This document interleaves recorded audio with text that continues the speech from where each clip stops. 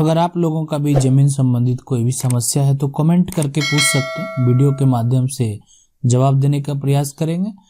और अगर आप फेसबुक यूज करते हैं तो फेसबुक पे सर्च करेंगे कंप्यूटर की 99 और जाके पेज को लाइक कर लें। और यहाँ से आप अगर चाहें तो मैसेज करके भी पूछ सकते हैं, हम भी मैसेज का भी रिप्लाई देने का प्रयास करेंगे। देखिए जय शर्मा जी पूछ रहे हैं, अगर रजिस्टर 2 में डिटेल्स जो है वो गलत हो गया, फिर अधूरी डिटेल्स हो तो क्या उसमें सुधार जो है करवा सकते हैं? And if yes then please tell the process by which. हाँ, प्रोसेस सुधार करवा सकते हैं, सुधार क्यों नहीं करवा सकते हैं? रजिस्टर 2 का डिटेल जो है यानी वो आपको यानी खतियान का जो इन्फॉर्मेशन है उसके अकॉर्डिंग होता है। और ये जो है ना आप अगर आप सिर्फ अंचल में जो है गलत है और अंचल में जो भी एक खतियान आता है, ठीक है, एडीएम के पास से वो आपका खतियान वहां से आता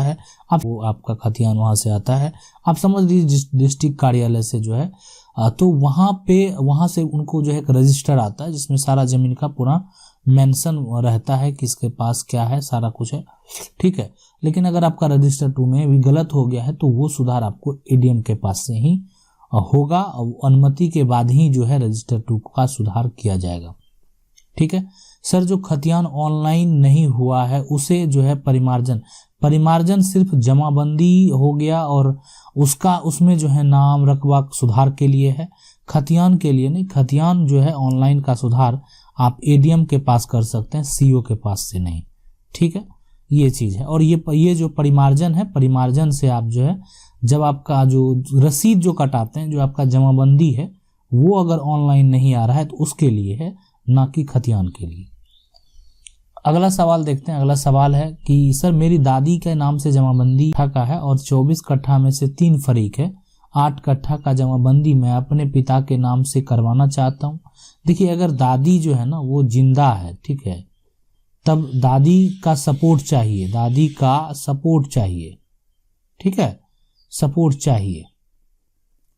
अगर नहीं जिंदा है, ठीक है, नहीं जिंदा है तब उनका मृत्यु प्रमाण पत्र बनवा के, अब 2 फरीक नहीं चाहता है मतलब अगर, ठीक है, ये भी बात है कि अगर वो लोग नहीं चाहता आपस में तो फिर आप जो है डीसीएलआर के पास से बंटवारा के लिए आप जो है कर सकते हैं, वो आपका हिस्सा का जो है आपको अनुमति दिया जाएगा।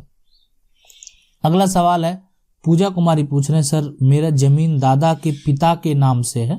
ठीक है, दादा के जो है पिता के नाम से, और दादा के 2 बेटे हैं,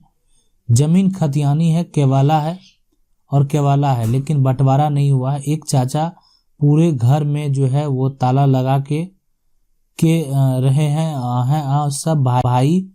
दूर दूर रहे हैं, जो सर्वे के टाइम में नहीं आ पा रहे हैं तो हम अपना हिस्सा कैसे लें? मेरा पिताजी नहीं है ना, माँ है और हम 2 बहन घर में भी हिस्सा नहीं देते, पूरा जमीन कब्जा कर रखा है। देखिए बता देते हैं पूजा जी, देखिए अब जो हम बता देते हैं कि कानून में जो बेटियां हैं उनका भी, बेटी का भी जो है वो समान अधिकार है, कानून में ये समान अधिकार, ठीक है। मान लेते हैं हमारे परिवार की बेटियां अपना ससुराल चली जाती है और उसके बाद जो है नहीं लेती है यहाँ से, और जो माँ बाप हैं अच्छे घर में उनका अपना शादी कर देते हैं, वो अपने घर चली जाती है, यहाँ पे मान लेते हैं हिस्सा नहीं लेने आती है। ऐसा एक सांसारिक जीवन की अगर हम बात करें तो ऐसा देखा जाता है और होता है। लेकिन कानून में जो है, कानूनी तरीके से जो है ना, कानून में बेटी का जो है समान अधिकार है, ठीक है, बेटी का जो है समान अधिकार है, वही चाहे तो हिस्सा कानूनन लड़के ले सकती है। अब अगर आपको हिस्सा नहीं दे रहा है पूजा जी तो आपको क्या करना है, आप जो है जो कहीं रह रहा है उसका वो कोई ये नहीं है, ठीक है, आप जाइए डीसीएलआर के पास से, ठीक है, आप पहले सीओ के पास भी कर सकते हैं, सीओ साहब के पास भी दे सकते हैं कि बाहर रहता है, सीओ के पास से भी नोटिस जाता है, ऐसा नहीं है। यहाँ हो सकता है ये भी आपका समस्या जो है सुलझा दें। यहाँ पे जाएंगे, आप उनको आवेदन करेंगे कि सर हमारे जो फरीक हैं वो लोग बाहर रहते हैं, हम जो है 2 बहन है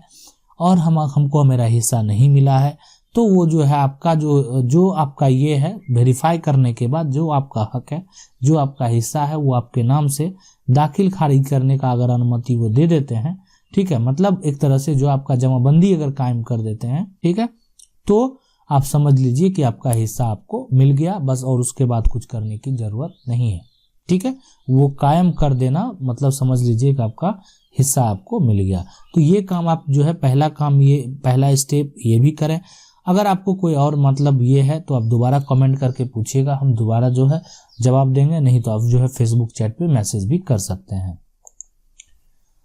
अगला सवाल है ये पूछ रहे हैं कि सर हमारा जमीन है 14 डिसमिल लेकिन हमारा कब्जा में 8 डिसमिल है, क्या करूं सर, है ना। ये जो है मुखर्जी है ना, जिन लोगों का जो है कब्जा किया हुआ है दबंग लोगों को लगाए हुए है, कैसे केस करें कैसे। देखिए हम आपको केस कर सकते हैं, सब जज के पास आप केस कीजिए पहला। ठीक है, कब्जा अगर है, देखिए जमीन पे कब्जा कर लिया है और अगर वो आपको कब्जा ये कराना है तो सबसे अच्छा ऑप्शन सब जज के पास है। बाकी जगह आप ना जाएं, कम खर्च में आप बेहतर तरीके से सब जज के पास जो है सारा, इसमें जो है आप समझ लीजिए ज़्यादा कॉस्ट भी आपको नहीं पड़ेगा। स्टार्टिंग में जो आपका अगर मान लेते हैं कि 8 डिसमिल जमीन 4 डिसमिल है तो स्टार्टिंग में 4000 के आसपास जो है आपका वो समझ लीजिए, सो टोटल लॉयर वगैरह का सब कॉस्ट मिला के खर्च पड़ेगा, और उसके बाद जो है उसका जो भी होता है तो ज़्यादा कॉस्ट नहीं पड़ेगा, और जो है आप आसानी से जो है वो कब्जा वो खाली कराने का जब आपको ऑर्डर मिल जाता है कोर्ट से तो उसके बाद तो फिर कानूनन जो प्रक्रिया होता है वो होना ही होता है, उसके बाद किसी का नहीं सुना जाता। अगला सवाल है कि ये पूछ रहे हैं मेरे पिताजी के नाम से 2 जो है जमीन का केवाला है, एक जमीन का केवाला में जो टाइटल सिंह है और एक में राय है। देखिए आपको क्या करना हम आपको बता देते हैं कि जिस अगर एक में सिंह है और एक में राय है, दोनों में, तो दाखिल खारिज जो है ना, दाखिल खारिज जब आप करवाइए, ठीक है, तो जो भी पिता का नाम होगा मान लेते हैं तो उसमें जो है कोई एक नाम लिख, मान लेते दिनेश है, ठीक है, दिनेश है तो दिनेश सिंह, ठीक है, यहाँ पे उर्फ करके दे दीजिएगा दिनेश राय, एक तरीका हो गया, ये एक तरीका हो गया, ऐसा कर सकते हैं दिनेश सिंह उर्फ दिनेश राय, एक पहला तरीका हो गया। अच्छा दूसरा तरीका क्या है, दूसरा तरीका ये है कि जैसे जो पिताजी का है ना, पिताजी का जो है मतलब जो जमाबंदी आप बनाइएगा केवाला वाला, ठीक है, तो वो जब जमाबंदी कायम होगा तो उस पर कोई एक नाम दे के जब जमाबंदी कायम हो जाएगा तो फिर वही मेन रह जाएगा,